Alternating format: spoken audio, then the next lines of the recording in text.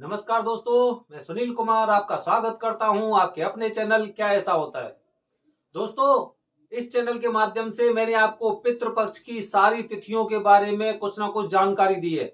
आज मैं जो जानकारी आपको देने वाला हूं वो जानकारी पितरों से संबंधित ही है, लेकिन एक बहुत ही महत्वपूर्ण जानकारी है कि पितरों की विदाई कैसे करें, कैसे हमें पितरों की विदाई करनी चाहिए। तो इसीलिए दोस्तों चलो इसी चीज में आगे बढ़ते हो, मैं आपको बताने जा रहा हूं कि पितरों की विदाई, क्योंकि 25 सितंबर की अमावस्या है। सर्व पितृ अमावस्या बहुत बड़ा महत्व होता है, क्योंकि महीने की जितनी भी अमावस्याएं होती है उस दिन कुछ ना कुछ दान या कुछ अच्छे कार्य, धर्म कार्य करने के लिए हर कहीं से भी आपके पंडित पुरोहित आपको इस चीज का बारे में बताते हैं, उसके बारे में ज्ञान देते हैं आपको। तो सर्व पितृ अमावस्या वाले दिन पितरों की विदाई होने वाली है। आखिर किस तरह से हमें और किन किन सावधानियों का हमें ध्यान रखना है, कौन कौन सी चीजों का हमें पालन करना है, एक वीडियो के माध्यम से, एक छोटे से वीडियो के माध्यम से मैं आपको बताने जा रहा हूं कि पितरों की विदाई किस तरह से होती है। दोस्तों, सारी चीजें लगभग एक समान ही होती है जिस तरह से मैंने आपको बताया था, लेकिन इसमें आपको कुछ विशेष जानकारी, विशेष ध्यान रखने की बहुत जरूरत है। जैसे कि सबसे पहले अगर आप पितरों का पितृ पक्ष अमावस्या में अगर कुछ तर्पण कर रहे हैं तो वो बातें कौन सी हैं, आप जानिए जानिए इस वीडियो के माध्यम से कि वो बातें कौन सी हैं। सबसे पहले जैसे हम सुबह ही सुबह जो भी अपने घर में श्राद्ध करते हैं या पितरों का तर्पण करते हैं, तो वो लोग क्या करते हैं, सुबह ही सुबह अपने पितरों को जल देते हैं। तो जल देने से पहले आपको भी कुछ बातें ध्यान रखनी है। वो बातें कौन सी हैं? सबसे पहले तो ये है कि आपको जो भी श्राद्ध कर रहा है या फिर जो तर्पण करते हैं अपने पितरों के लिए, जो आह्वान करते हैं, उनको ये बात विशेष रूप से ध्यान रखनी है कि अपनी तीन पीढ़ियों का सबसे पहले उन्हें उच्चारण करना चाहिए। अपनी तीन पीढ़ियों का, जो भी लोग जल के लिए, जल से तर्पण कर रहे हैं या पिंडदान कर रहे हैं, तो तीन पीढ़ी अपनी होनी चाहिए और तीन पीढ़ी उनके नाना की तरफ की होनी चाहिए। अगर वो अपने नाना की तरफ की तीन पीढ़ी नहीं है तो कम से कम उन्हें अपने नाना का पता होगा और अपने नाना के जो पिताजी हैं उनके बारे में जानकारी होगी। मतलब तीन पीढ़ी इधर से, तीन पीढ़ी उधर से, ऐसे करके तीन तीन पीढ़ियों का आपको स्मरण करना है। और बकायदा हाथ में आपको काले तिल जौ और काले तिल लेकर, और आपको जो डाब होती है जिसे हम डाब बोलते हैं, या फिर कुछ ऐसी जो पत्तियां टाइप की मैंने आपको पिछली बार ही बताया था, तो वो होती हैं, तो उसके द्वारा जल से तर्पण किया जाता है। ये बात मैं आपको इस वीडियो के माध्यम से बता रहा हूं कि हाथ में हमेशा आपके में जौ होनी चाहिए, काले तिल होने चाहिए, और जो डाब होती है डाब होनी चाहिए। और उससे आपको पितरों का तर्पण करते समय और अखंड तर्पण, जैसे अखंड जल देते हैं, अखंड तर्पण विधि बोलते हैं, अखंड रूप से इस तरह से अंगूठे के द्वारा अपनी तीन पीढ़ियों का और जो आपके नाना जी हैं उनकी तीन पीढ़ियों का आपको स्मरण करना है। ये सबसे पहला एक सबसे जरूरी काम है, क्योंकि डेली जब हम जल तर्पण करते हैं या पिंडदान करते हैं तो केवल जैसे हम दादाजी का करते हैं तो दादाजी का ले लिया या उनके पिताजी का ले लिया, ऐसे करके करते हैं। लेकिन सर्व पितृ अमावस्या, क्योंकि काफी ऐसे भूले बिसरे भी हमारे पितर होंगे जिनका हम नाम नहीं ले पाए हैं, तो इसलिए तीन पीढ़ी आपकी और तीन पीढ़ी उनकी, नाना जी की, वो सब करके और आपको एकदम अखंड जल तर्पण करना है। और इस तरह से आपको करना है। हाथ में आपको काले तिल, जौ और जो जटा होती है, जो डाब होती है, वो आपको लेनी है।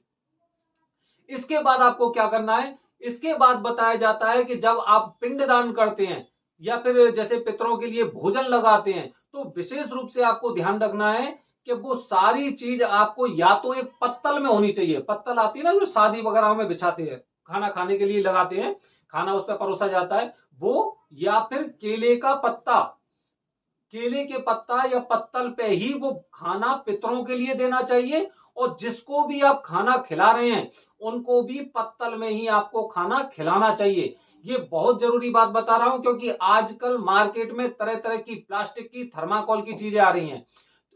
जो पितर होते हैं हमारे, पितर हमारे जो एक जो ये पत्ते वगैरह हो गए या फिर जो पूरी तरह से प्राकृतिक चीजें होती है ना, प्राकृतिक चीजों का वो जल्दी वो एक तरह से ग्रहण करते हैं। तो पत्तल पत्तल हो गई या फिर जैसे केले का छिलका हो गया, उस पर ही आपको जो आप पिंडदान करते हैं या कौआ के लिए या किसी के लिए वो करते हैं, वो पत्तल या फिर जो केले का जो पत्ता होता है उस पर ही आपको उनको खाना खिलाना चाहिए। जब भी आप पिंडदान कर रहे हैं तो पिंडदान में जैसे मैंने आपको 5 अंश बताए थे, 5 अंश मतलब इस दिन पितृपक्ष अमावस्या में आपको 5 पत्तल रखनी है, 5 पत्तल। 5 पत्तल में जो पहले होगा, पहले में जैसे आपको गौ माता के लिए, दूसरे में आपको कुत्ते के लिए, तीसरा कौवे के लिए, चौथा चींटी के लिए और 5वां देवताओं के लिए। ऐसे करके 5 पत्तल लगानी है और 5 पत्तल जिनके जो पूरा पिंडदान हो जाता है, पूरी पूजा वगैरह हो जाती है, उसके बाद वो 5 हिस्से जिन जिन के हैं उनको आपको समर्पित कर देने चाहिए। दोस्तों एक चीज और, जब आप पितरों का तर्पण करते हैं, पिंडदान करते हैं, फिर उन्हें खुश करने के लिए जो भी विधि करते हैं, तो उसमें आपको विशेष रूप से ध्यान रखना है कि काले तिल का और चंदन का प्रयोग करना चाहिए आपको, काले तिल और चंदन। और भूल कर भी आपको रोली और चावल का उपयोग नहीं करना चाहिए। 12 पुराण के अनुसार ये बताया गया है कि जो पितर होते हैं वो रोली और चावलों को स्वीकार नहीं करते हैं। वो अलग बात है कि जब उनका तर्पण होता है तो चावल के पिंड होते हैं, लेकिन चावलों का उपयोग पूजा के जो उनकी विधि होती है उसमें नहीं किया जाता है। काले तिल, जौ और चंदन, ये 3 चीजें पितरों को बेहद प्रिय हैं। तो देखो 3-3 का आंकड़ा बन रहा है, आपकी पीढ़ी के 3 लोग, नाना जी की पीढ़ी के 3 लोग, और 3 ही चीज, काले तिल, जौ और चंदन, ऐसे करके 3 चीज आपको विशेष ध्यान रखनी है, जो मैंने आपको अपने वीडियो के माध्यम से बताया है। अच्छा, अब आगे क्या करना है? आगे जब ये सारी चीजें हो जाती हैं, आपने जल तर्पण कर लिया, आपने उनकी विधि पूरी कर ली, आपने 5 अंश निकाल लिए, उनको भी भोजन करा दिया, पंडित जी को भोजन करा दिया, तो ध्यान रखना है पंडित जी को भोजन कराने के बाद उनकी दक्षिणा का अलग महत्व होता है। कुछ भी जो भी आपकी श्रद्धा हो वो आप दक्षिणा में दे सकते हैं। बहुत से जब अमावस्या वाला दिन होता है तो अमावस्या वाले दिन तो लोगों को दान देना ही चाहिए, किसी भी हालत में दान देना चाहिए। अब लोग कहते हैं भाई मेरे पास तो जितना पैसा था उतना मैंने खर्च कर दिया इसमें, ये भी तो दान होता है। वो ठीक है, आपने भोजन कराया, वो आपने सारी विधि पूरी कराई है, लेकिन दान का एक अलग महत्व होता है। गरीब लोग भी दान करते हैं, अगर किसी पे कुछ नहीं होता तो वो अन्न दान करते हैं, अन्न देते हैं लोगों को, बना हुआ देते हैं, या फिर जैसे गेहूं हो गई, चावल हो गया, या फिर कुछ खाने पीने की चीजें, ऐसे करके दाल हो गई, ऐसी चीजों को वो दान कर देते हैं।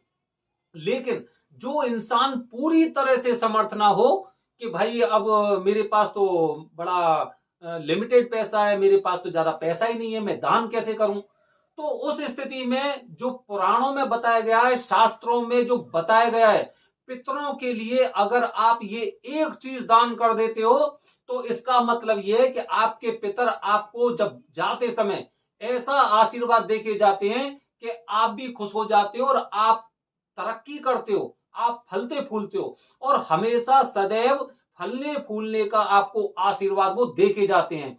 तो वो कौन सी चीज है? जिस इंसान के घर में कुछ भी चीज ना हो, पैसे की कमी हो, जिसे दान भी करना हो, तो अमावस्या वाले दिन आपको क्या करना है? भले ही आप एक मुट्ठी अगर काले तिल अगर आप दान कर देते हैं तो ये दान भी आपका सर्वोपरि माना जाता है। इसीलिए अमावस्या वाले दिन कुछ ना कुछ आपको दान अवश्य करना है, और अगर कुछ भी नहीं है तो कम से कम एक मुट्ठी या जितना आप पे संभव है, 100 ग्राम, 150 ग्राम, 200 ग्राम काले तिल लेके आइए, और काले तिल लेके और उनका वो आपको दान करना है। तो दोस्तों ये मैंने आपको पितरों की विदाई किस तरह से आपको करनी चाहिए पूरी विधि बताई है, कौन सी 3 पीढ़ियों का आपको स्मरण करना है, भोजन किस चीज पे कराना है, कौन सी चीजों से उनकी पूजा करनी है, और उसके बाद दान किस तरह का करना है।